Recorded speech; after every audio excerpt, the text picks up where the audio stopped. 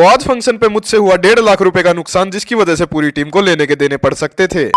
तो आज से पहले मैं खुद को दुनिया का सबसे बड़ा बेशरम इंसान समझता था, लेकिन मुझे आज पता लगा कि तुम लोग भी मेरे जैसे ही हो, जो बार बार मेरी वीडियो पे टाइम वेस्ट करने आ जाते हो। खैर, जो लोग मेरी झंड पिटाई शुरू से सुनते आ रहे हैं उन्हें पता होगा कि मैंने चैलेंज लिया 11 महीने में 30 लाख रुपए जोड़ने का, जिसके अभी सिर्फ 9 ही महीने बचे हैं। खैर, दिन के शुरुआत में ही हमें मिलते हैं यस भाई, जिनकी आत्मा हमसे मिलकर बहुत तंग पाई और उन्होंने हमें बहुत भद्दी गालियां सुनाई। फिर बैठ के गाड़ी में हम निकल पड़े साड़ी में, मेरा मतलब है शादी में। जिसके बाद मुझे अपनी आंखों के सामने दिखाई दी कई लोगों की ड्रीम कार, लेकिन हमें उससे क्या भाई, हमारी तो कुल देवी हमारे सामने ही चल रही थी। उसके बाद फिर एक और, उसके बाद फिर एक और, लेकिन उसके बाद फिर एक और, अभी तो रुको भैया, ले उसके बाद एक और। जिसके बाद अपनी आज वाली लोकेशन पर पहुंचकर जैसे ही मैं वहां खड़ी गाड़ी का कुछ टेक लेने लगता हूं, ना जाने हमारे तरुण भाई के अंदर का टाइगर श्रॉफ क्या ही बोलने लगता है मुझसे कोई स्मार्ट। शादी वाला घर।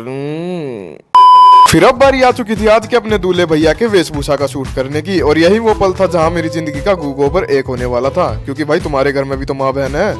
पर इससे पहले कि हमारे गू का रहता पहले हमें दर्शन होते हैं 2 और कुल देवियों के, और कुछ इसी तरह बकवास करते करते हमारे हाथ से दूल्हे भैया की 1.5 लाख रुपए की घड़ी छूट जाती है। अब शायद आज सुबह मैंने मंदिर में 10 रुपए का चढ़ावा चढ़ाया था, इसलिए भगवान ने मुझे मरने से बचा लिया। अगली बार से मैं 100 रुपए चढ़ा के आऊंगा, क्या पता दूल्हे की जगह ही बैठ जाऊं। खैर, आप लोग टॉपिक से ना भटकते हुए दर्शन कीजिए 2 और कुल देवियों के। जिसके बाद दूल्हे भैया के घर पहुंचते ही हमारी टीम करने लग जाती है उनका शूट, और मैं कर रहा था थोड़ा सा आराम।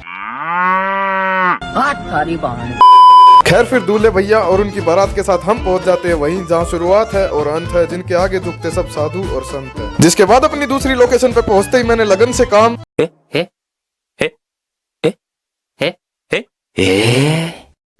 अब देखो, गलती इसमें मेरी बिल्कुल भी नहीं कि काम शुरू करने से पहले ही वहाँ किसी की फील्डिंग सेट हो गई और हमें काम थोड़ी देर के लिए रोकना पड़ा। खैर, कुछ ही देर में काम वापस स्टार्ट भी हो गया और मैंने पूरी लगन से अपना काम पूरा भी किया, जैसे कि आप मेरी लगन पे शक्ल देख ही सकते हो, क्योंकि मेरी शक्ल पे लगन ढूंढ पाना काफी मुश्किल है। खैर, जब बात आती है इस काम की तो मेरी मरी हुई लगन भी कब्र में से उठ के वापस मेरे अंदर आ जाती है।